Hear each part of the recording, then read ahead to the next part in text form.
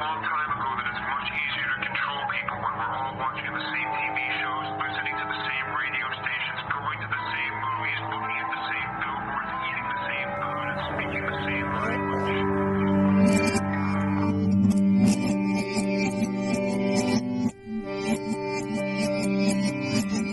The freedom of speech is being taken away. We don't care if it's true. Just say it, sell it. Anything you practice, you'll get good at, including BS. And welcome to a brand new life, to a brand new day, all the way from the wastelands of California. My name is Michael, and I am a mere figment of your imagination. I look forward to once again serve you those conscious coma-inducing vibrations. First-time listeners, turn on, tune in, and drop out. This is a very different kind of show, a place where you don't feel so alone. Let us chase away the light no matter what you at home choose to believe. I do admire you for your curiosity. Joining me tonight is Jason Jarrell. He is an investigative historian, archaeologist, and a public speaker. His studies include philosophy, mythology, religion, and psychology. He is a frequent guest on numerous radio shows focused on ancient history, cultural studies, and politics. He also appeared on the very popular TV show Ancient Aliens. Once again, thank you, ladies and gentlemen, for allowing me into your hearts and into your minds. Here we are again on a night like this. Always an honor and pleasure to be here. Thank you to those listening here in America and those who listen outside of America. Thank you for your great support. How's it going, everyone? Glad you found the program. I know there's a number of newer listeners now, and I appreciate you guys and girls for joining us here tonight. I want to thank everyone out there, by the way, for listening to the last episode live. I was experiencing a lot of trouble, and so was James Fetzer. Now moving forward, so I do want to thank you for being a part of the program, Jason. Welcome aboard. Thanks for having me. It's a pleasure. Oh, yes. Now, I'm curious to know how all of this began for you. Well, actually, it began when I was really young because my mother insisted on teaching me to read early. And in order to do so, she knew that she would need material that would fascinate a young boy. And that material ended up being an encyclopedia of ancient Egypt, several comic books about ancient adventures, and the Holy Bible. So early on, almost immediately, I had a deep interest in ancient mythology, ancient cultures, and peoples from around the world, and especially in things like ancient giants. I found it very interesting to note when I was a young kid that most of the ancient cultures and peoples around the world wrote about giants in a historical context and rather than a purely mythological context, because a lot of these cultures distinguish between mythology and actual history, and the giants were always a part of both. So eventually, over time, I became involved in political activism and different things like that. I had several academic disciplines that I studied in my background, including depth psychology and comparative religion, philosophy. And when I met my wife, Sarah, she also was a truth seeker, and when we met, we began to share all kinds of ideas for different subjects, and together we started researching giants again, and of course by then it was the internet age, and so there was a lot more material at our disposal. And when we moved to West Virginia about 9 years ago, we did some research and found that we were living on top of the site of a former burial mound of the Adena culture. And of course, thanks to some work that had been done by Ross Hamilton back in the late 90s, I knew that the Adena culture was one of the cultures in North America that had giants among them, the tall ones among them. And so we started doing some research in local archives and buying up books on archaeology, mainstream archaeology publications, and things like that. And before long, we had launched what I believe is probably the most thorough investigation on this subject in North America that's been done up to this point. Yeah, of course, your book. Very interesting book, by the way. And how long did that take for you to write? Well, the book took about 8.5 years. And the reason for that is it went through several formats before I was happy with the way it turned out. It was several different types of books before I settled on the way that the book came out. But the other reason is we wanted to follow up on every possible site that we could and find primary archaeological documentation for these people. In other words, what I'm trying to say is that the newspaper archives of gigantic discovery, that was not enough for us. We wanted to be able to double check those sites and see if there were actual excavation reports for any of the sites that are mentioned in the press archives, and indeed there are primary archaeological reports that confirm many of them. Some of them actually are debunked by the primary sources, and that's fine too. That's what we would expect. So we had to be thorough, and probably about 4 years of this research was me giving myself a university quality self-education in archaeology. Right. I have rounded up every textbook on archaeology and current archaeological theory and every large volume and even the smallest report that I could possibly find published on any of the cultures that I was studying for the book. So that took a long time also. So put all that together and you've got something that ended up being a monumental effort. It was very time-consuming, and it was there was one point where I think I was working 14 hours a day on it. Oh, my. Yeah, you spent a lot of hours into this then. Well, very early on, we realized that this was a real mystery. There were several mainstream archaeological publications that mentioned the tall ones, and when we found some of those, we realized that this was a real mystery. But it's also a mystery that's had a lot of other concepts that really don't belong with it heaped on top of it. And if you're going to try to get to the truth in a situation like this, you really have no choice but to be willing to invest the time and the finance that it takes to really explore every nook and corner. Yes, and of course that's the book Ages of the Giants. I forgot to mention that early on here. I apologize for that. And where can you find it on Amazon? It's available right now on lulu.com. That's LULU.com. And you can actually read a lot of our published work for free on our website, paradigmcollision.com. And there's a link to buy the book on our website as well. I think eventually, within the next several weeks, several other distributors are supposed to pick the book up. Ah, I see. So, but for now, it's primarily available on Lulu. That's probably a better platform. Well, it's a great platform because it's not like anyone's going to object to anything you have to say or how you want your own book formatted. You know, for example, in Ages of the Giants, it's loaded with over 400 scientific references. So when it came to referencing the text, I didn't want to use the same standard reference system. Otherwise, the general public is going to pick up a book and see nothing but a bunch of names and dates scattered through every page. So when you go through an independent platform, you can even format your book the way that you want to without worrying about anything. So it's really cool.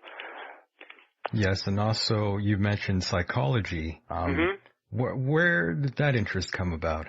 Well, any time that you have an interest in the symbolism of religions, like ancient world religions, psychology ends up sort of creeping into the mix. What a lot of people don't realize is that although psychology today has been completely taken over with the pill, with the prescription drug. Oh, yes. It wasn't that long ago that psychology was a major philosophical inquiry. And really, one of the last great philosophers of our age, Carl Jung, was a philosopher. And it was Jung who pioneered the symbolism of human consciousness to try and interpret the different aspects of human consciousness and thought that are represented in commonly held symbols around the world. And so really my own interest in psychology came from my interest in world religion and the history of religion. Yes, I was just curious where that had came from, and yeah, now I have a pretty solid answer. And of course, you must also be interested in dreams then. Well, I am to a degree. There was a time earlier on in my intellectual development when I was a lot more interested in them than I am now. Unfortunately, what happens when you begin to utilize archaeology and anthropology to start producing books and articles and things like that, a lot of things tend to fall by the wayside. I believe that probably anything that could happen or ever will happen is dreamed on this planet every night. It's a fascinating concept. It truly is. It truly is. And the ancients also knew the importance of one's dreams. Well, one of the fascinating things that I found researching Ages of the Giants, the book has several chapters that are just devoted to explaining the ancient cultures that buried the tall ones in their tombs. And these cultures are the legacy. Oh, I might have lost you there for a second. Well, we have strange things happen on this line all the time. Oh my! But we were talking about dreams and things like that. Mm-hmm. It's really interesting how when you look at cultures that came before us or people who came before us in the world before Western civilization, I mean. Correct. Or if you look at people before Western civilization came to them, like the Native Americans, you'll find that almost universally human beings used to see themselves as living in an inhabited cosmos.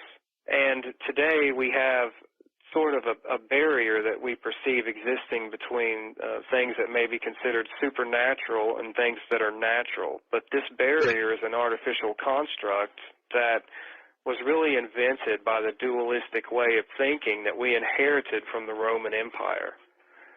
And it's something that becomes apparent when you study the cosmologies of just about every ancient people around the world. Yeah, they were very interested in the stars and the sun, and many of these sites we have here, these sacred mounds, they also exist all throughout Europe.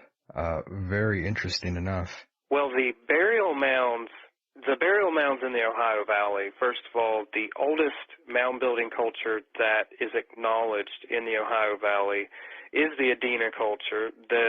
The conventional dating puts them at around 500 BC. In the book, we suggest that the culture may be as old as 1100 or 1200 BC. But the burial mounds of this culture in Ohio, right? In the Ohio Valley, yeah, they are cosmograms, because the cosmos that these people perceived themselves living in consisted of three realms: an above realm, a middle realm or middle earth, and an underworld, which was usually conceived of as a watery place inhabited by great serpents or dragons. And connecting all three of these realms was a great mountain or axis mundi. And so when they buried their dead in an artificial mound, it was a replication of that axis mundi or world tree. And the high priests or the shaman, in all likelihood, perceived themselves as manipulating the destination of the souls of the dead in the realms beyond this one through the various rites that they performed with the deceased when they were interred in these mounds. So the earthworks themselves are cosmograms. They represent the worldview or the cosmos that these ancient Americans believed that they inhabited. You've also been on the program Ancient Aliens. To be honest with you, I can't believe that show has been going on for as long as it has. I thought they might have ran out of material already. It seems like they covered everything. No, they probably should have. They probably should have run out by now, but when you're free to invent whatever material you need, how can you run out? Well, correct. Yeah, I'm with you on that one. They contacted me in 2016 because they wanted to talk to someone who actually knew something about the large skeletons that were found in these burial mounds, the Adena mounds, and they were looking for someone who would give them the cold, hard facts without any embellishments or gold dust attached to it, you know. And we kind of have a reputation, Sarah and I, as really revealing the reality behind the myth of these giants.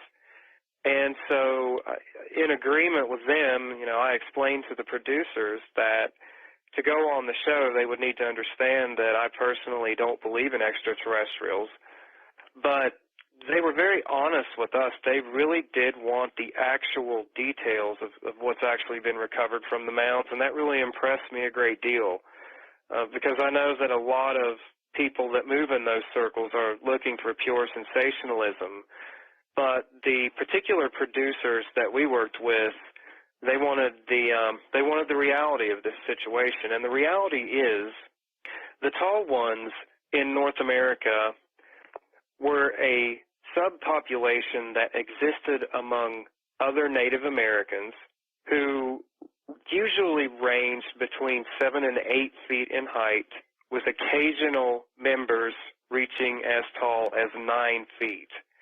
But the reports that mention skeletons larger than that, we found that almost all of them were misreported, mismeasured, or were outright frauds. But the accounts which we were able to verify suggest the height ranges that I just mentioned. They also were not a specific race. A lot of people believe that there was a race of giants in North America. In actuality, they were members of populations, the majority of whom were of average stature. Another interesting fact regarding the tall ones is that they were not all elites. There are burials of tall ones that are lavishly furnished with exotic artifacts, and then there are some with no artifacts whatsoever. And if we look at the archaeological theory that exotics could indicate some type of important social role, then that means that sometimes they had important social positions and sometimes they did not. And so that's really the reality that we were able to reach by studying the actual archaeological data. Yes, and a lot of this goes undermined and underappreciated, in my opinion. Not lots of people actually take any time to really understand the American Indians out here in North America. Well, you know, I believe that the American Indian has, at some point in American history, been deliberately targeted to become a subject of which we are largely ignorant, for the reason that they may represent lifeways or patterns of living which contradict the sort of corporate plantation paradigm that Americans have accepted in the recent age. There are a lot of walls thrown up between the Native American community and people of Western descent, and they keep us ignorant not only about prehistoric cultures, but also about living traditions as well. You know, one thing that's always fascinated me was human origins, and that leads me to ask you, do you believe the Earth is as old as scientists claim it to be?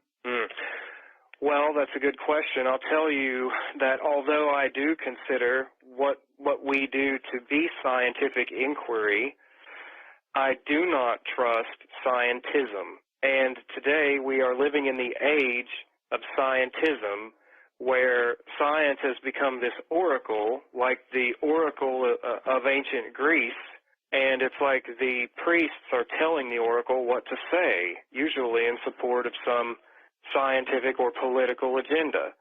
For example, independent studies are telling us constantly that vaccination is a terrible idea.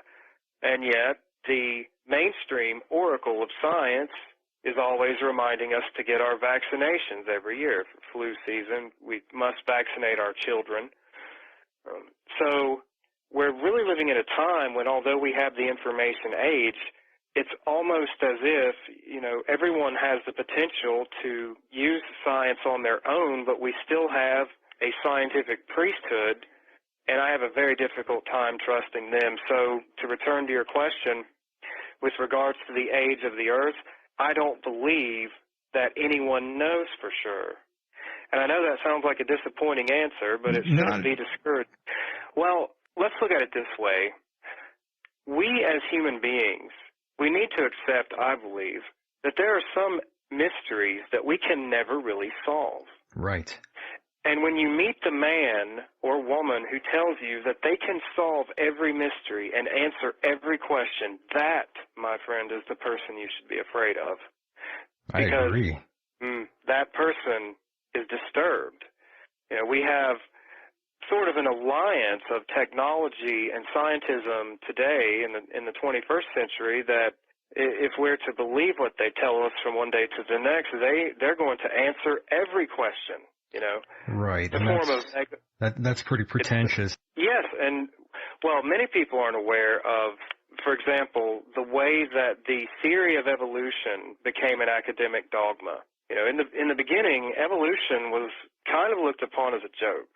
Right. If you go back and you look at what the majority of scientists said about Darwin's studies, he was kind of considered a mad hatter or a Fruit Loop.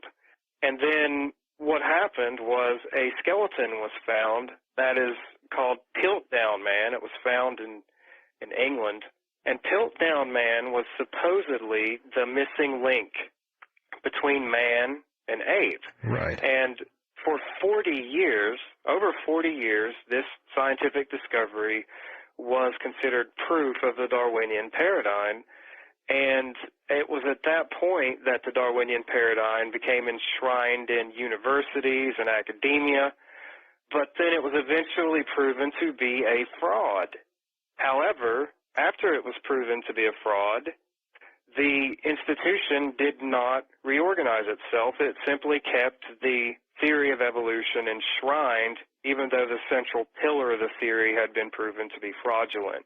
And going back to extraterrestrials, you mentioned that you don't believe in that sort of concept. Can you elaborate just a little bit?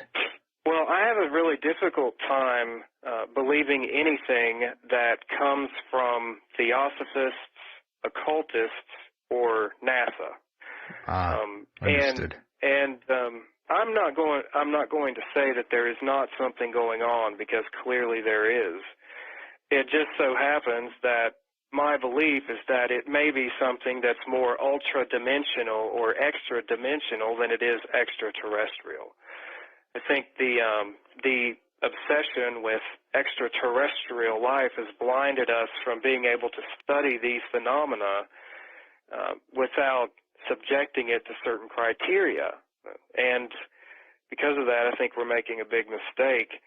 Also, it's very plain to me that the concept of extraterrestrial contact in the ancient past is becoming a religion of its own in the modern age. It's almost as if materialism has abolished our Christianity in the West, and so we're turning to the ET enthusiasts to tell us what to do with God. I sort of blame Ancient Aliens for that. They've really upped the popularity in all these subjects. Well, it's not an accident. I can assure you of that. If you were to look into who owns Prometheus Studios, which actually produces Ancient Aliens, I think you'd be really interested in which families actually run that studio, finance that studio. It's the same people who, coincidentally enough, were trying to discover the ruins of the Tower of Babel back in the night. Yeah. In fact, it's the same family that financed the expedition that discovered the largest mound field in the world on the island of Dil-Moon in the Persian Gulf, where the Babylonian elites buried their kings and their gods. So there's a long history of people who have sought to condition our perspective of our own history, and it probably goes back further than a simple investigative historian like myself can trace it. But It's also very important to me, and if I could advise people to look into at least one thing with regards to this subject, if you were to look at the life story of Aleister Crowley, Yes. who was one of the greatest magicians and occultists who ever lived, possibly the greatest magician who ever lived, Crowley, near the end of his life, decided that the gods he dealt with in magical ritual were not just symbolic beings, but that they were actual living entities from another world. And he predicted that someday they would stop calling them angels and gods and demons and start referring to them as something else. And it is my opinion that that something else is now what we call the ancient astronaut enthusiast. So this is a subject that I think should be approached with a great deal of caution. Yeah. Just because... Go ahead, sorry. Well, I was just going to add that just because a lot of people who may be very well educated say something doesn't mean that it's true. And it's interesting that you brought that up. Many others have mentioned how these gray aliens are possibly demons, perhaps. So you're not the first one to say that. Well, even going beyond the traditional concept of the gray alien, a good many of the people who've reported having experiences, abductions, I believe they call it the abduction phenomenon. Correct. I've seen some case studies of people describing what they experience. And let me tell you that for someone who has a background in studying, for example, ancient alchemy, studying the medieval period, of studying demonology, Yes. I will tell you that these cases sound a good deal to me like classic instances of possession. These people have sleep paralysis. Sleep paralysis? Sometimes they see entities in the room with them sometimes, not always. Sometimes they feel like they've gone somewhere. These are all traits of the phenomenon of demonic attack as it was recorded in the classical period. There are even classic paintings depicting this phenomenon where you can see people being attacked in their bedrooms by evil entities. And this is the type of evidence that someone really needs to investigate. I don't know who that investigator is. It may be someone who listens to this, but trust me when I say that there is no mystery that you can't find something out about if you just dedicate yourself to it enough. Oh, yeah. I wasn't expecting that, which is good. Well, we've actually done some articles, and you can read these on our website, going into the whole history of ancient astronaut theory. And Zachariah Sitchin and different people they claim that their information is coming from ancient cuneiform Sumerian texts. Right. However, we've investigated the entire corpus of the Sumerian text for a book that we're planning to put out in the future about ancient Babylon, and there is no reference to any of the stories that appear in Zachariah Sitchin's works in the actual cuneiform. Yeah, that's one of the criticisms he does receive online and other published work, that Sitchin was wrong. Yeah, I think Dr. Michael Heiser has done some great work talking about what the cuneiform says and what it does not say. One of the interesting finds that we made, because we tend to keep most of our research pretty academic, but one of the interesting finds that we made was that linguistic scholars and writing experts and archaeologists who study the East and Mesopotamia have for several decades now been suggesting that the Anunnaki, the Sumerian beings in the Sumerian literature that Sitchin suggested were mankind's creators. Right. They're finding now more and more evidence, including some from a very, very ancient form of the Epic of Gilgamesh, that these beings were actually the equivalent of the biblical Nephilim. There's even a form of the Epic of Gilgamesh that places the home of the Anunnaki at Mount Hermon on the border with Israel. which is the same location that several apocryphal books place the descent of fallen angels to take wives with human women. So that mythic motif itself is today undergoing sort of a transformation in how it's perceived in northern Mesopotamian and Near Eastern mythology. Yeah, the Book of Enoch mentions giants. These texts, they all have giants in them, and Greek mythology has giants in them. What exactly is that? Why is there so many stories out there with giants in them? Well, first of all, just because a gigantic skeleton is found somewhere does not mean that it's the Nephilim.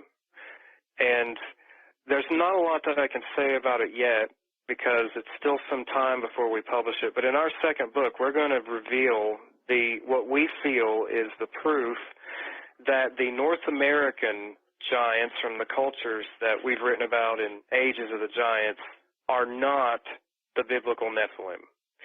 But that does not mean that the biblical Nephilim do not exist somewhere. One reason that we see so many references to giants in ancient texts and mythology could be because there's an aspect to our own anthropology that's been lost because of the way that we've corrupted how we live.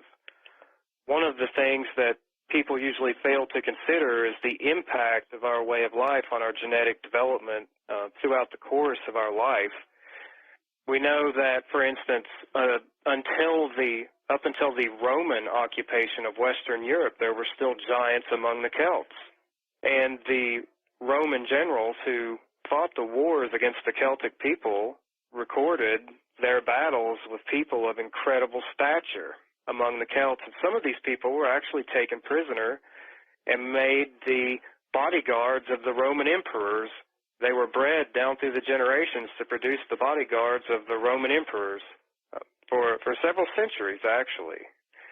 And so with the rise of the Roman Empire, we see this physical type begin to disappear from Western Europe. And then with the European colonization, the earliest Europeans here in the United States actually encountered the living descendants of the ancient giants. They wrote about in their travels and in their chronicles the extremely tall people, powerfully built people they encountered here in North America.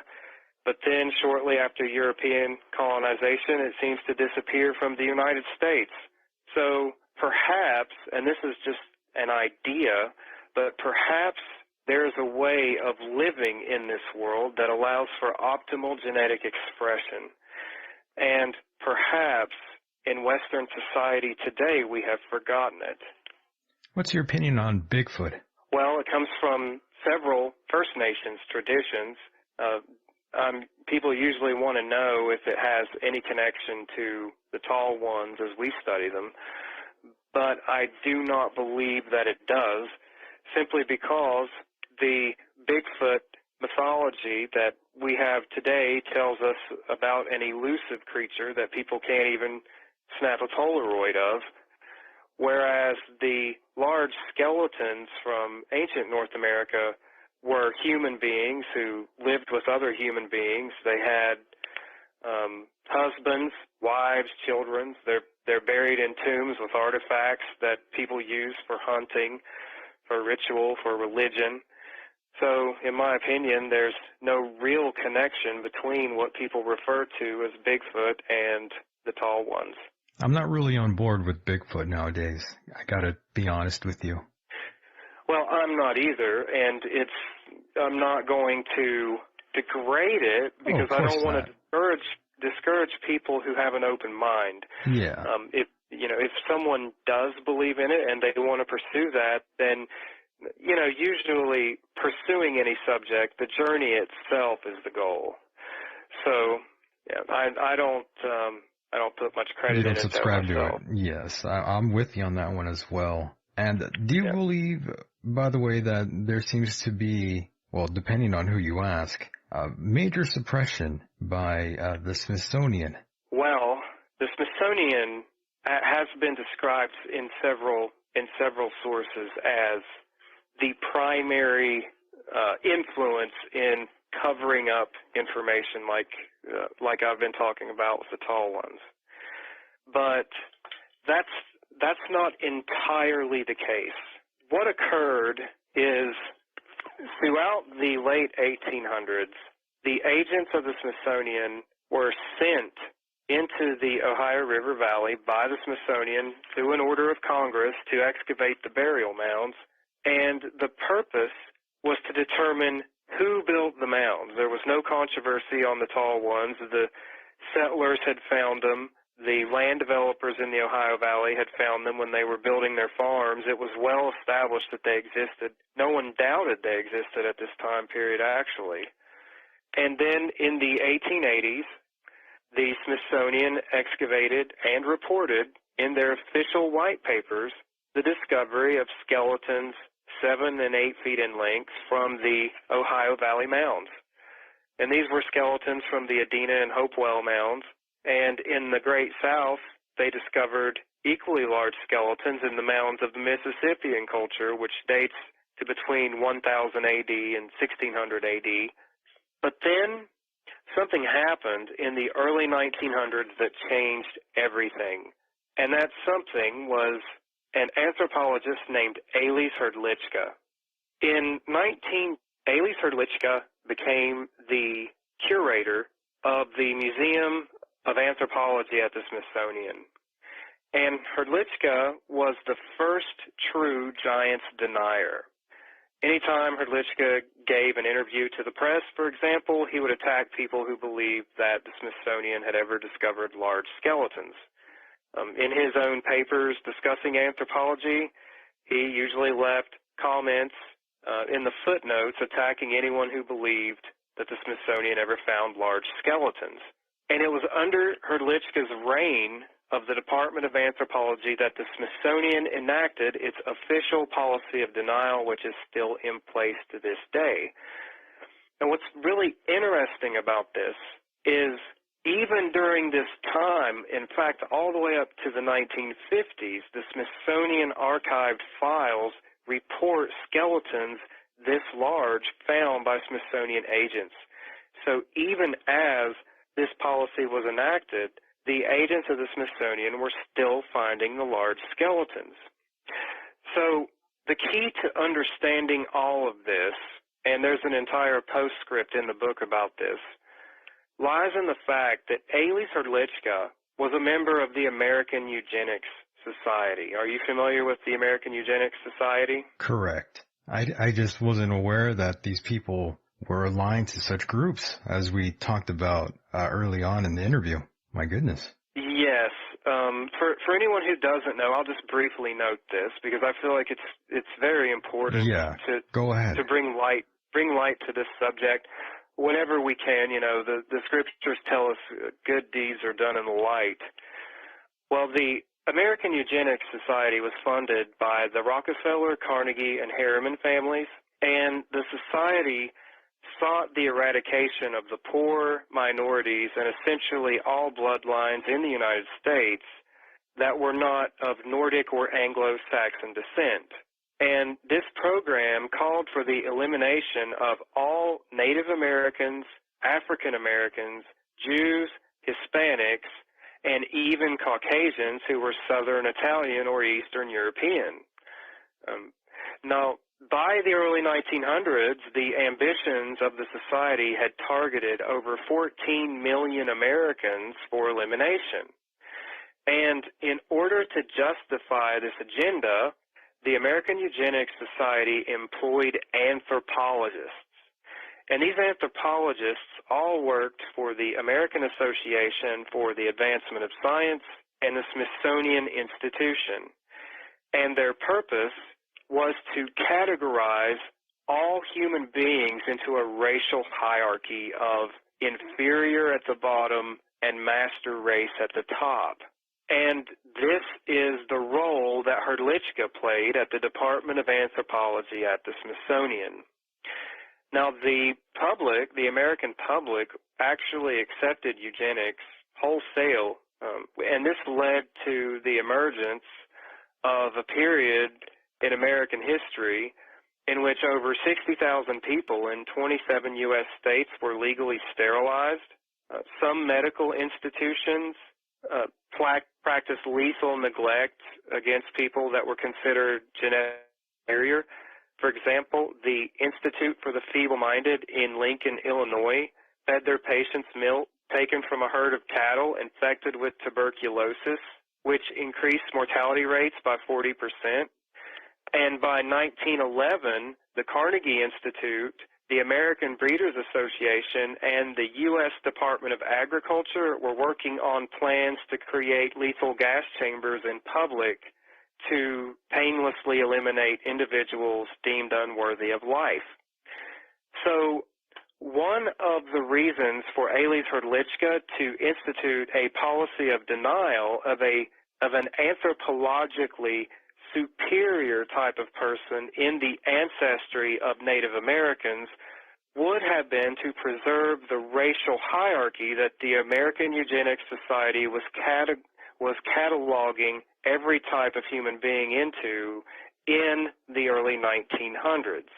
This was a very important aspect of the religion of eugenics, and it may sound insane to us today, but the point is, this is what very powerful people actually believed at the turn of the last century. That's very true. These are very much darker chapters in our history. Well, you know, a lot of people today believe that we're struggling to have some type of awakening and stop something, to stop something called the New World Order. Correct. But the New World Order is something that already happened. We're just waking up from it now. And it was created by the American Eugenics Society. What many people may not realize is that eugenics itself is a very ancient belief system. And if you were to go and look at the writings of all of the most prominent eugenicists of the 1800s and 1900s, people like Madison Grant, Houston Stewart Chamberlain, you will find, and I know this because we quoted their own writings in our book, Right. you'll find that these people believed universally, down to the last person, that their own ancestors were ancient giants. But yes, going back to eugenics, very scary. The horrifying American roots of the Nazis. Well, the Nazi institutions, all of the laboratories that were doing the research on scientific racialism in Germany for the Nazi Party were financed by the Rockefeller family. That's in correct. fact, during the Depression in Germany, Rockefeller paid the electric bills for all these places to keep them open in Germany.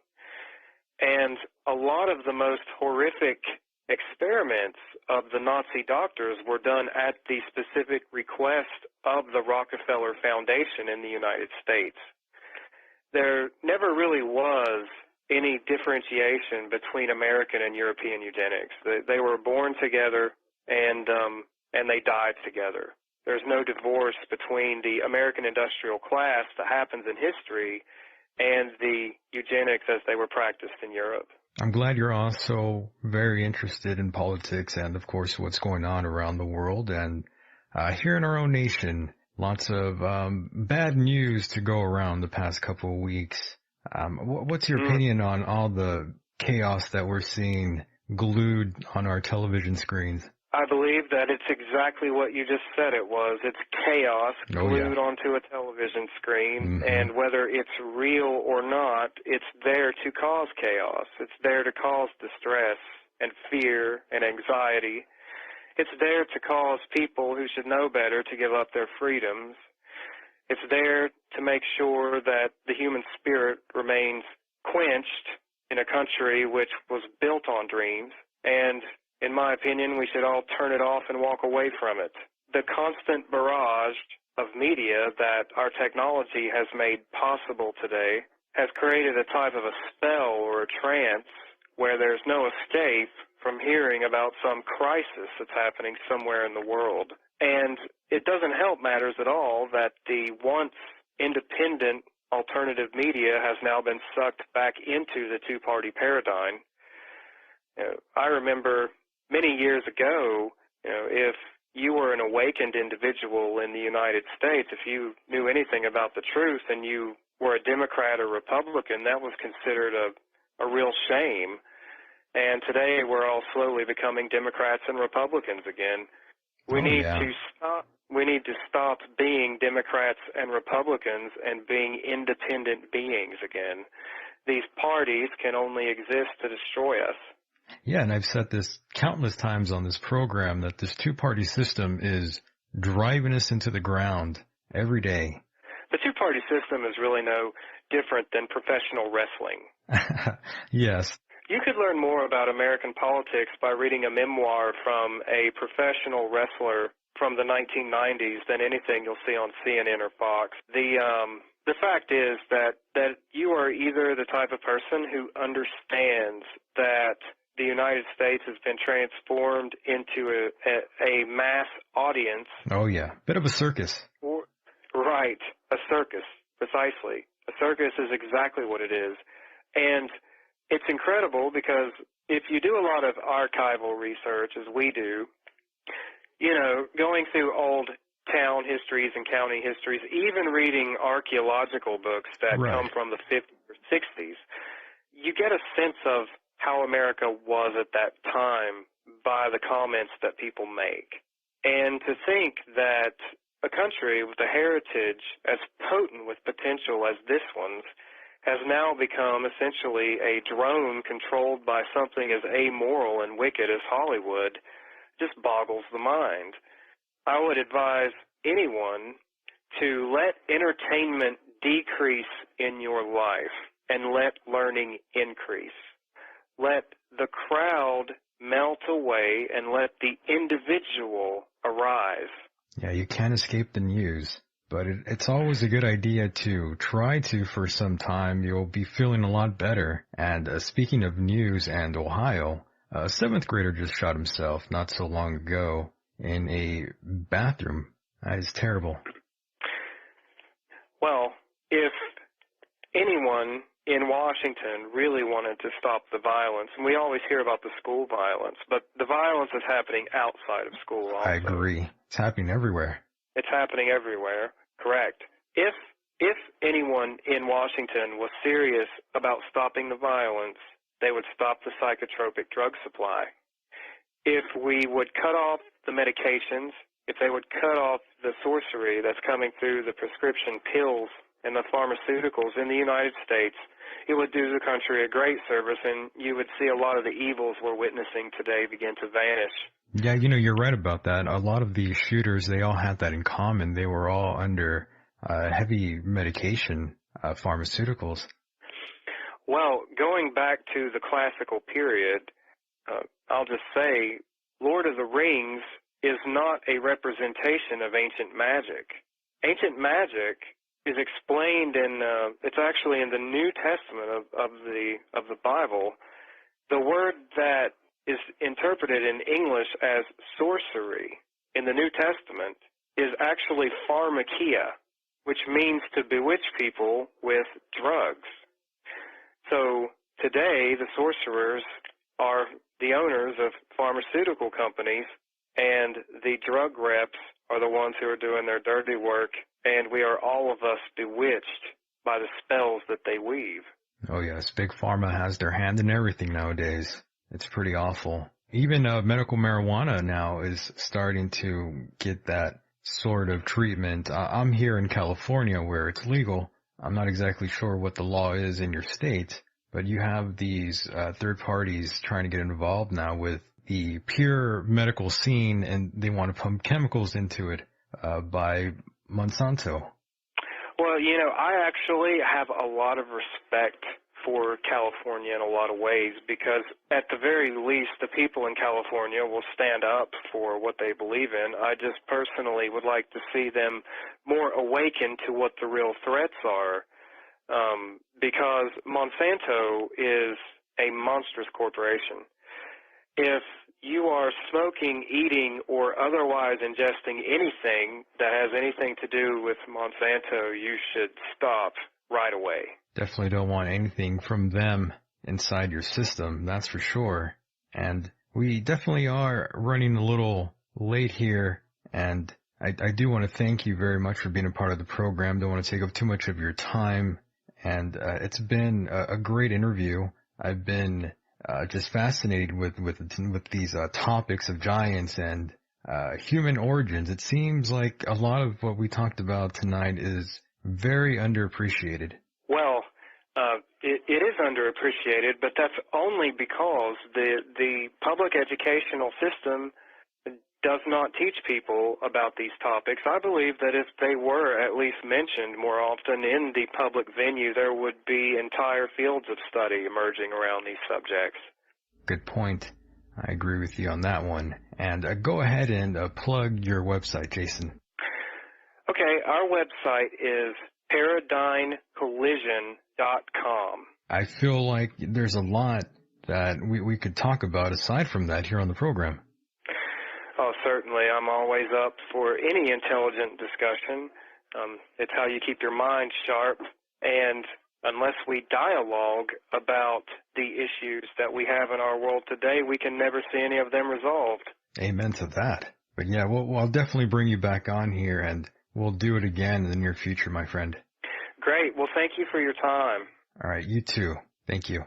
If you're listening to this on a replay, keep in mind you can listen every Saturday night at 8 p.m. Pacific Standard Time, 11 p.m. Eastern Time on the TuneIn Radio app or on YouTube. Just search End of Days and you'll find the channel. If you enjoyed this program and want to help fund this project, go to michaeldeacon.com and click the donate button. This program completely depends on its listeners. That means you sitting there listening. I'm Michael Deacon. Thank you for listening. And with that said, the world's a mysterious place. And life itself is a mystery. Until next time, good night, everybody. Swiping the hardest part out. I'm not that way. I'm a Christian. Drop out of college. Drop out of graduate school. Drop out of... Mention the Illuminati, yeah. We won't go into who's behind them, but the Illuminati certainly is part of the whole thing. But the top members of the Illuminati are open Christians. I could tell that all the mainstream media outlets were giving me like bullshit. Say it to my face. It's clear. How appropriate. I wish I could be in that ring with Hogan right now. I had no idea this shit existed before 726. Oh, Granny. I like Granny. I'm gonna keep it real. A lot of good content, a lot of cool topics. You know, I feel fortunate to have an opportunity to speak to you guys tonight. You guys are really good. Yeah, Mr. Rusev, that son of a bitch. I like that man. Oh well. Just for what it's worth, I want to put in my 2 cents to tell you both that you have one of the most incredibly well-rounded shows. Other than 22 years old, still a virgin. Guess what?